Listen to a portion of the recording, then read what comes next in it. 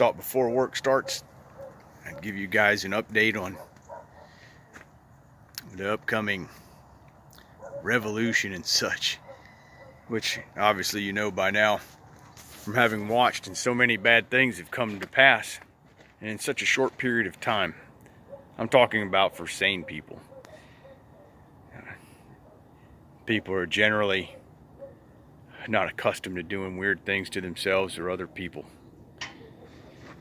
So you have a time now where people say, well, there's going to be something that, the straw that breaks the camel's back and all this sort of thing. Well, there really won't be.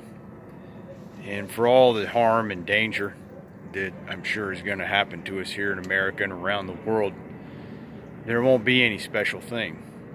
It's just going to be a series of events which, through modern media and the happenings of disasters around our country, both man-made and natural, including the spiritual disasters, no one has really done much of anything, and it's gotten very quiet. You don't hear about Yeshua much anymore.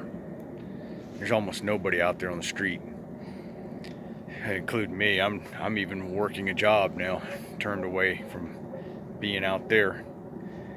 And get right to the point, we're just transitioning over into what I would call an occult technofeudalism.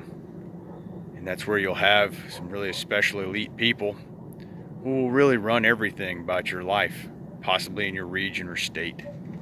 Maybe even your own government or local government will have something to say about it. But you're not going to have any more of your Constitution, and there's just enough of the Constitution left to display to people and to put on the news to say, see, this person actually went to court and then took it to the Supreme Court and they won their case. Just to hold out the hope. But it's the same kind of hope that so many poor people have. And I'm talking about the poor people. That they're going to win that lottery from some scratch off at their local convenience store. You're not. And just like you're not going to get justice from a court, except in a rare case, the only thing you can really do is to get out of the country. You say, well, where am I supposed to go? Well, you know what? The world's a big place. More than 96% of the world, or 95% of the world lives in another country. They can't all be starving and living under a piece of tin in their tighty-whities. And people are living all over the world. And you're going to have to get used to growing your own food or having some kind of deal with a farmer to keep yourself alive, because that's one of the biggest things, is to break down the common man's access to food so that it can only come through your Lord. And I'm not talking about the Lord in heaven. I'm talking about your Lord, Master, Bezos, Whole Foods kind of guy. Or maybe who is it, Stephen Jobs? He's dead. And all you've got now is Bill and Melinda.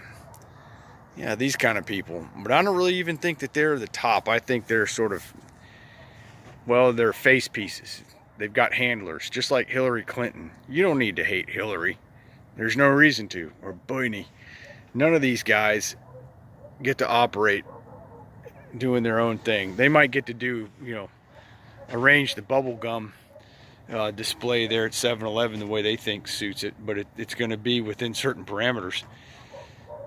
They don't get to make big decisions like when to go to war, how the economy is going to be run. Those things are left up to people who are not, what would you say, part-time employees, because that's really what a president is, prime minister, even China. The only reason that guy Ping, or whatever his name is, he gets to be in office is because that whole big assembly of the Communist Party says so. If he steps out of line too bad or starts looking weird or doing things they didn't agree on, he's gone. And Vladimir Putin, I think, has probably got more autonomy than any of these other guys. And I'm talking about leaders of nations that matter. I'm not talking about something like Luxembourg or, Ecuador. These countries, if they said something or did something radical, it's not going to affect the world. And they're not going to be able to block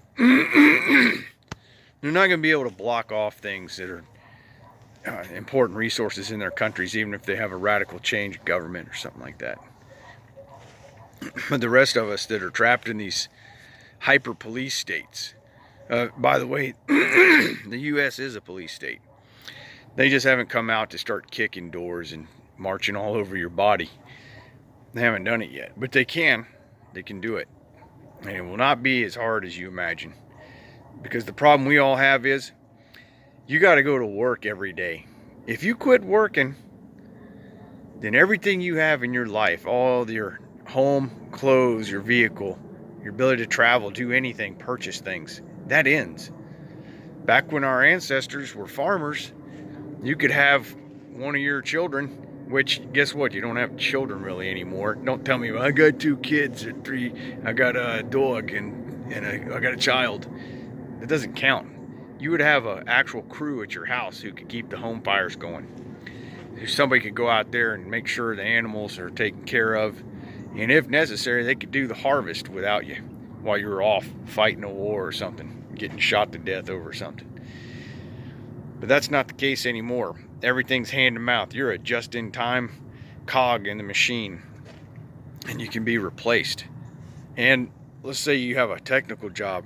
Well, don't worry. They are training somebody in like India or some other dunghole that's out there, some crappy place, to swap you out. And they'll do it for like $2,000 a month.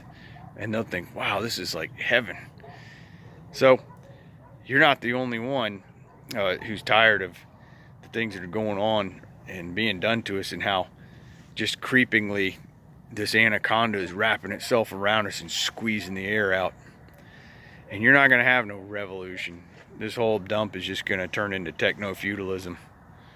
But it'll be based on the occult, whereas the old feudalism was based on Christianity.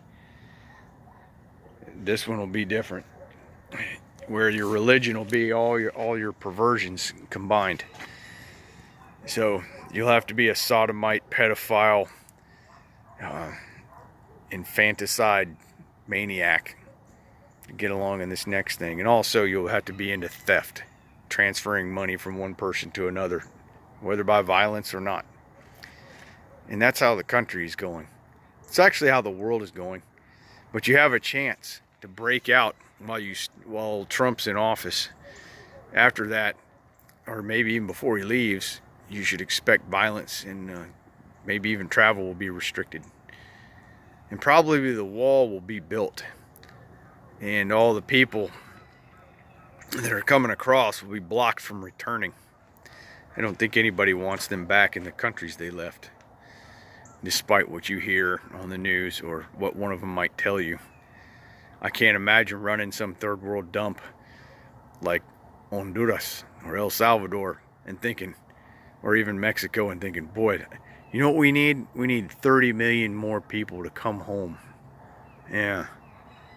I mean, we won't even, that's going to be all this money demanded from our public treasury to take care of these people. I don't think so. They'll send the army up there to block the whole border. You'd be amazed what they'll be able to accomplish to keep the Mexicans out of Mexico. And the Guatemalans aren't going to be going back to Guatemala. Not the way they came. So, while we're up here in America, all hemmed in, I guess they'll just chop us down, or we'll kill each other. Because apparently, when they say diversity is our strength, the people that are saying that, our strength means the leaders. When they tell us, hey, diversity is our strength, you hear it out of Hillary or one of the other politicians, what they're saying is, when you are diverse and mixed with all kinds of people from different places and different behavior patterns, most of them scummy, by the way, that's why their countries suck. What you have is a weak population who cannot organize against you. So, diversity is strength. Our diversity is the strength that they need. They're all a divided bunch of people. They will never come and stand against us. We'll just stir up one group against the other. And they're so stupid, which, to be honest, they are. they'll never defeat us, and we'll take over the whole thing. So you better get out of the country before the occult technofeudalism bars you in physically. And happy birthday to me today. You ought to press that like button too, because this is a good video, even though it's just off the cuff. And if you got an argument with me, or you want to debate somebody else, there's a comment section down there. And you can subscribe here to the Wayward Son.